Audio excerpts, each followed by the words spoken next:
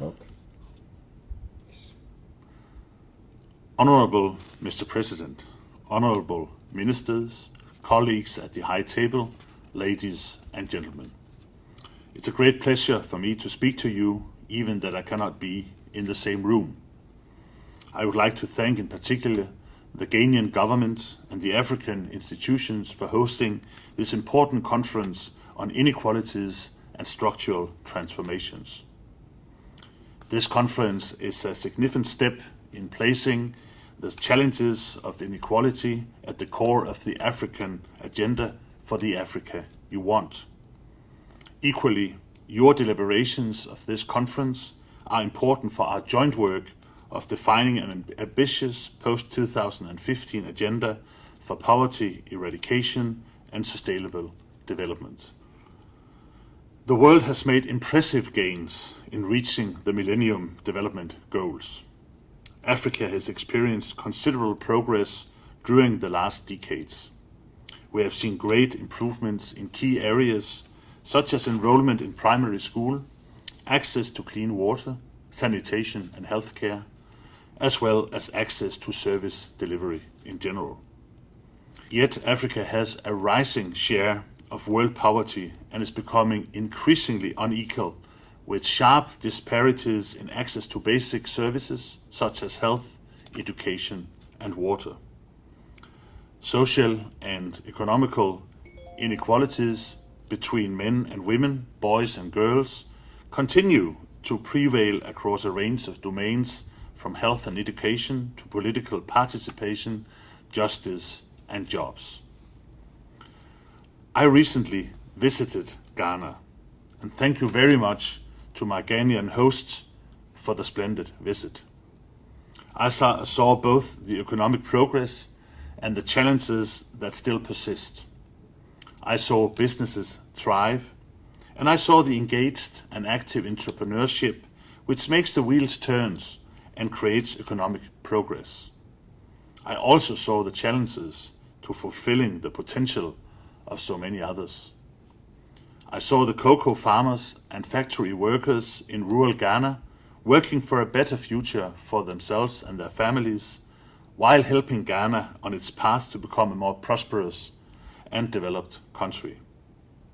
I saw the environmental challenges in Accra and the ways in which the city of Accra, together with a Danish company, is working to improve the cleaning of wastewater.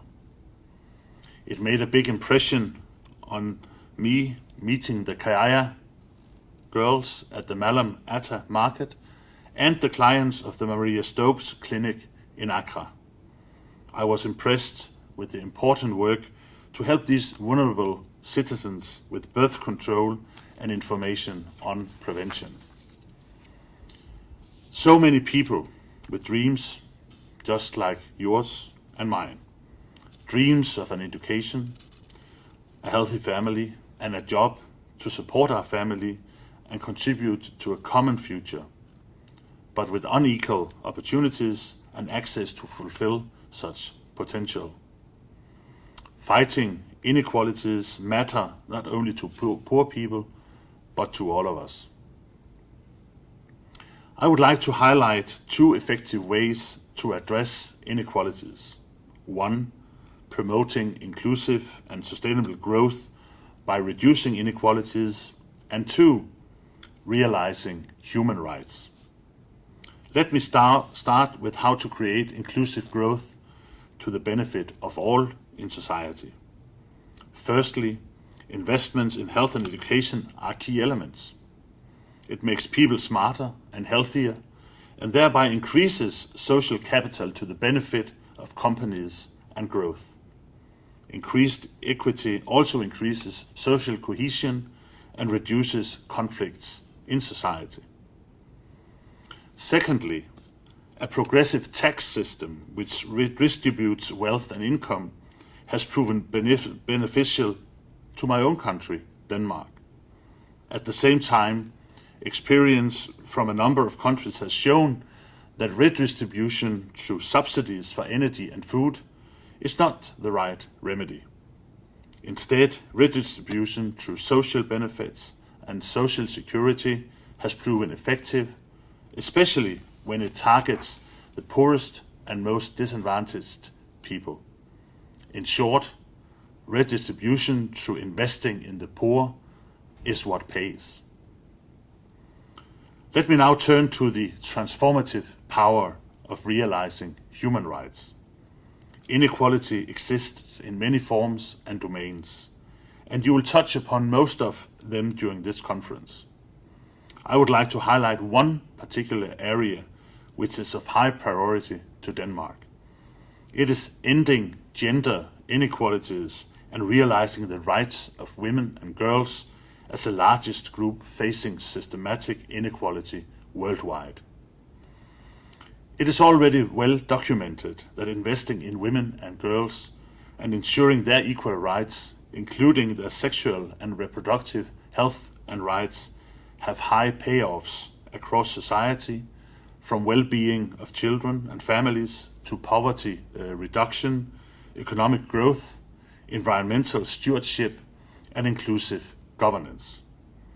It also has a multiplier and intergenerational effect across development objectives. In my view, inequality is rooted in discrimination and a denial of basic human rights. To me, there's no doubt that the realization of human rights must be part of the solution to not only reduce inequalities, but also eradicate poverty and ensure that we leave no one behind. Human rights function as a powerful equalizer by allowing the same equal rights and opportunities to all people. Hereby, the human framework and the principles of non-discrimination, participation, transparency, and accountability constitute a transformative power to policies and actions. The African people want African leaders to develop solutions for an equal, prosperous, and sustainable future. The world also needs the voice of Africa in the global deliberations on the post-2015 agenda. Denmark will work with our partners in Africa in this regard. With this, I would like to wish you all a fruitful and constructive debate over the coming days. I look forward to hearing about the lessons learned and the outcome of the conference. I expect a valuable input to the post-2015 negotiations and to the eradication of inequalities on the African continent and in the world. Thank you.